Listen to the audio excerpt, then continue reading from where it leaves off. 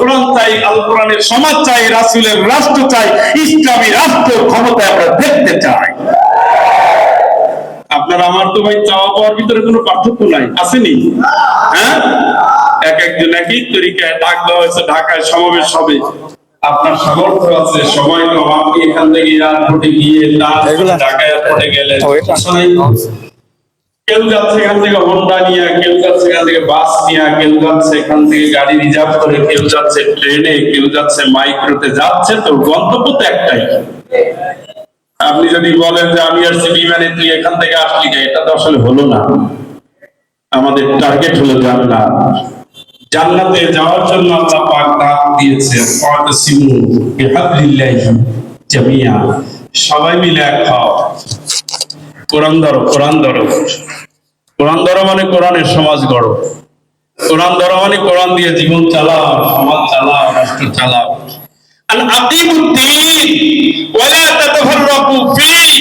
যারা আজকে কোরআন ধরেছে তারা দিন কায়েম করো। এই জায়গায় কোনো দলাদলি আমি আল্লাহ পছন্দ করি, আমি দেখতে চাই না। আমি চাই দিনের পথে সকল মুসলমান এক।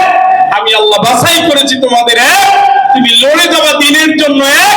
ওমা লাকুম লা তুকাতিলুনা ফি সাবিলিল্লাহ والمستضعفين من الرجال والنساء والولدان الذين يقولون ربنا أخرجنا من هذه القرية الظالم أهلها واجعل لنا من لدنك وليا واجعل لنا من لدنك نصيرا।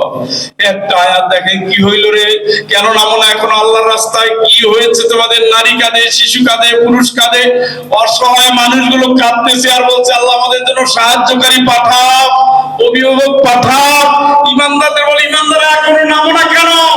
এখনো গুজরাটে রক্ত যায়, এখনো বাংলায় রক্ত যায়, এখনো আফগানিস্তানে রক্ত যায়, এখনো ফিলিস্তিনে রক্ত যায়, এখনো মিন্দানায় রক্ত যায়, এখনো রক্ত যায় পৃথিবীর আনাচে কানাচে, নাইজেরিয়া, মালি, সুদান। এখনো ক্ষুধা, রাহাজারি, কান্না, রক্তের হোলি খেলা খেলতেছে। এখনো কাশ্মীর কোরা লুটে পুটে খাচ্ছে, হায়দ্রাবাদ করে মাটির সাথে মিশিয়ে দিয়েছে। মুসলমানের দলে দলে বিভক্ত করে আজকে ইহুদি খ্রিস্টান গ্রুপ এক একটা চক্রান্ত করে দিয়ে, রয়ের একটা গ্রুপ চক্রান্ত করে দিয়ে আলেমদের ভিতরে ঢুকে রক্তের শিরায় স্তরে যেমন ক্যান্সারকে চালান দিয়ে দেয়, মুসলিম উম্মার শিরায় শিরায় আজকে জাহেলরা ক্যান্সারকে চালু করে দিয়েছে। আংশিক ইসলামের ক্ষেত্রে বলে, আংশিক ইসলামের তো লালনের কাছে আছে, বুঝেন না? লালনের কতগুলো গান ইসলাম আছে জানেন? লালন পড়াইছি একসময়, আমি মাসুল্লাহ যাওয়ার পরে লালন মাত্র ওইদিকে ঝুঁকছে। আপনারা এখন এদিকে আসেন, যেদিকে সব পাওয়া যায়, কারণ রাসূল সব কিছু কারবার।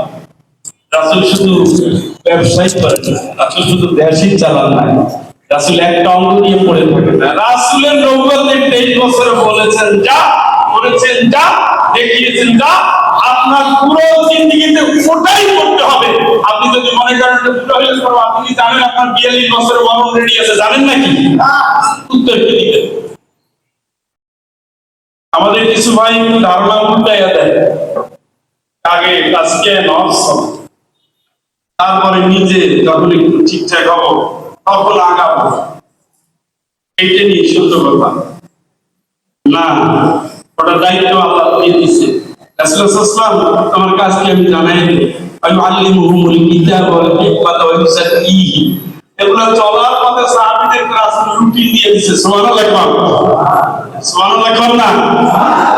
ইসলামের রাস্তায় আসতে গেলে এই কাজগুলো নিয়মিত করবো। ওখানে তাজকিয়া, নফস চলতো, একসাথে কোরআন তেলাওয়াত চলতো, কোরআনের তাফসীর চলতো, আত্মগঠন চলতো, এই সাথে সাথে মানোন্নয়ন চলতো, এই সাথে সাথে যুদ্ধ চলতো, এই সাথে সাথে সন্ধিও চলতো, এই সাথে সাথে হজও চলতো। এই সব মানুষ মিলে আবার জামাতে নামাজ আদায় হতো, এই সব মানুষ মিলে আবার যুদ্ধের ময়দানেও যেতেন, এই সব মানুষ মিলে আবার দাওয়াতও খেতেন, আবার জিকির আজকার করতেন, আবার তাহাজ্জুদ পড়তেন, আবার রোজাও রাখতেন, আবার হিজরতও করতেন।